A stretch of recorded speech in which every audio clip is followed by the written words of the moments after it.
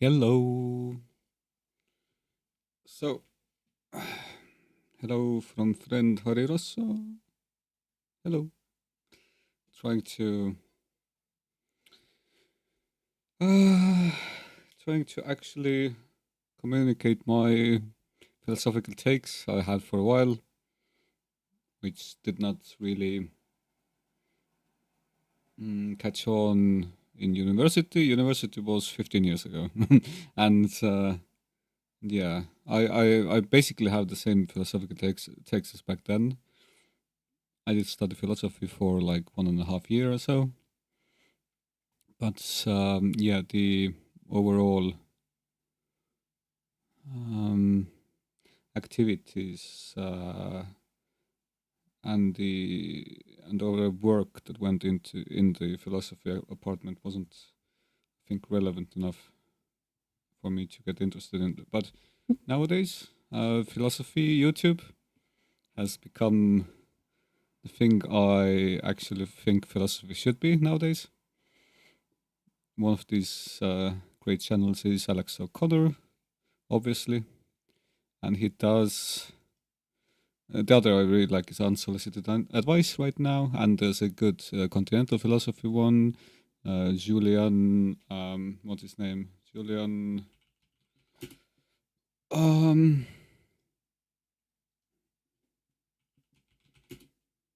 de Medeiros, like a Zizekyan. And sadly, a couple of years ago, or like maybe 1 year ago, a great lecturer whose lectures are online passed away, Michael Sugrue. Great lectures. Uh, like personally, I have some trouble reading through philosophical literature. It's quite an ordeal, even though I think I have a very like philosophically minded mind, I guess, and I like to formulate thoughts very similarly to these like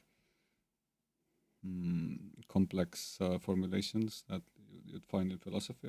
These like um, ways of investigate your own thinking. I think I jive with that, but reading through books is a bit difficult. So these YouTube channels are really great. Also, time wise, like there's so much other work that society expects of us, and sadly haven't really gotten to the place where I could just like read a book most of the day and then write the other half. I don't think that's even like necessary to. But yeah, anyway, I'd really want to. I have written a couple of Substacks already addressing unsolicited advices takes. Some of them where I had like I think quite strong opinions on for that.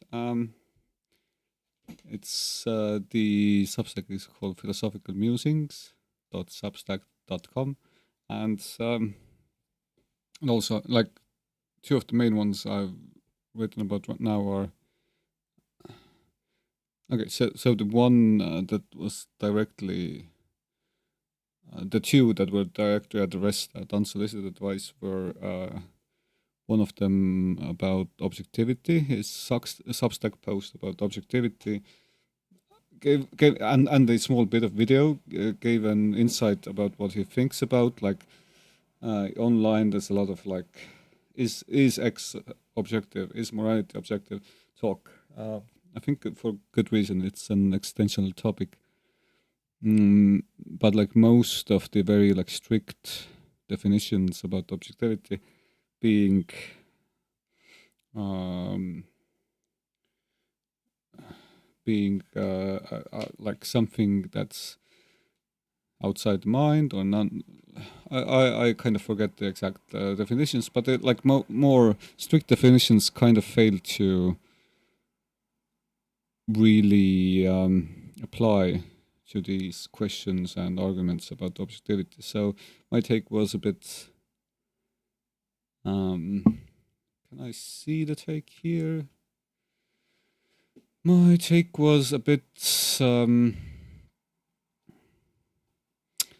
yeah, mind independence is the usual definition, but my take is a bit more like phenomenologically grounded. I think objectivity in this sense can be understood as groundedness, like in a sense that if you have more reasons and like more scope to via reasons or otherwise to a proposition or like some sort of um, understanding, then it's more objective. You don't need strictly one thing to apply.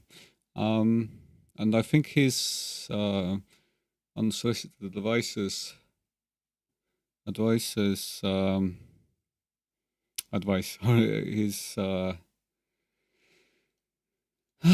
the video also does have something about that. Joseph Foley is his name, yeah. Really interesting name for a philosopher, Foley. Written a bit differently though than actual Foley. I think his stance is more or less than that it's that you can talk about things being objective, but about subjectivity, you don't need to be as strict. But I say like objectivity doesn't need to be as strict either. So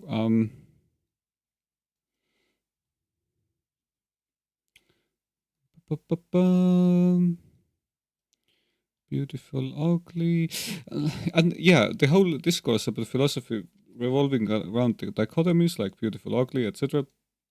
That's a very like ancient Greek founded, ancient Greek minded thing, and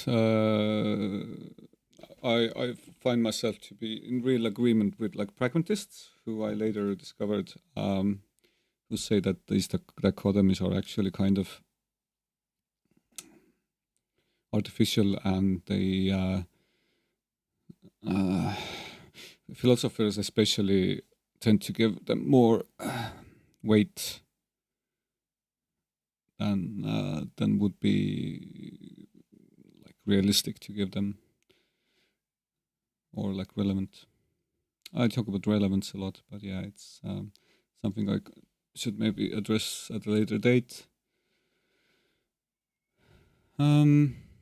But yeah, what Foley says is that like often the online discourse is rather about what's stable or unstable when they talk about objective and subjective. But I don't think that's really true. Like stability is like a very weird way to put it. I should maybe write about that a bit more. Why I don't like this description of things. But what I find like more tied to the online discourse or the like actual relevant discourse about objectivity is something akin to groundedness. So how grounded, how widespread, how impactful, how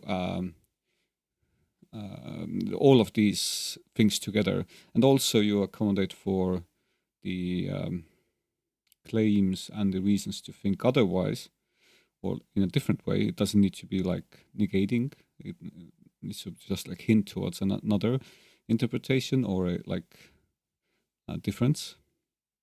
Then you'd assess the objectivity of a claim with both of these in mind. You have something like a degree of objectivity. Let's say like there's an 80. What I propose is like weighing it, but let's say you have like 80 out of 100, just for simplicity's sake, objectivity, and the 20 that's left is for the reasons otherwise. You just give it weight by assessing all of these interconnected arguments. I think that's a better way, even if confusing. I give a short reason why. I obviously give short reasons here in like these short Substack posts, but I feel like this I have worked on a bit more than this gives off, and I could also put more work into developing these ideas. But I'm kind of very strong in these ideas. It's a kind of pragmatist and phenomenologist take altogether. But yeah, what I wanted to address right now was yeah, and the other claim that I was addressing with unsolicited advice was I'm liking my own thing because a couple of friends who are like disliked my trashing or like my slight criticism towards academic philosophy were quite like um, interestingly opposed to me writing these short substacks, and my understanding is just that they're a bit of buffoons in this regard. Otherwise, they're good people. Anyway, that's another like small like psychological almost topic. Why would you discourage someone if it doesn't hold any like particular value? So many critics, art critics, etc., do this who don't like practice art themselves. Why discourage someone? Like if you can like have this principle of like trying to see that you don't discourage anyone for like actively participating and communicating their ideas. I think that's just being a better person. But yeah, that's that. So this was just like kind of basic thoughts about like what I think I'm doing here, and like some sort of like trivial kind of and like reference to Socrates and stories about Socrates, which I think are very cool. Like Socrates being this guy who kind of trolled everyone, or like had this ironic approach, ironic in the very first sense that he kind of took a position of ignorance. People thought that he, as a like wise man, he should like make claims, but he like just attack everyone else's claims and just took a position that he doesn't really know, which like others thought wasn't in good faith, and executed him actually. But he himself claimed that no, like this was his genuine thoughts, a genuine approach, and I really value that. I think nowadays also people undervalue philosophical humility and the will to reflect and always investigate your thoughts and social thoughts, which tie up most of the times anyway. But the other thing I kind of had a different idea about with regards to Folly was he made a video about the altruism, egoism thing, like are people ultimately egoistic, and he gave a good overview, etc. But I think something was missing. Like mostly on these videos, I just missed the Rortian pragmatist counter argument that these dichotomies themselves are kind of less meaningful and less powerful than people tend to imagine. So basically, I don't like talking about this. Like, I don't think it's maybe relevant even to about moral arguments to think whether they're egotistical or not. It's not that it's not interesting, but it gives them more weight than not. You can just be like a almost classical utilitarianist, and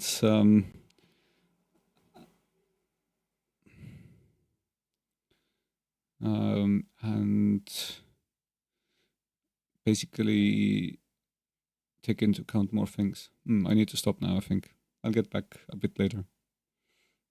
I need to write against this video.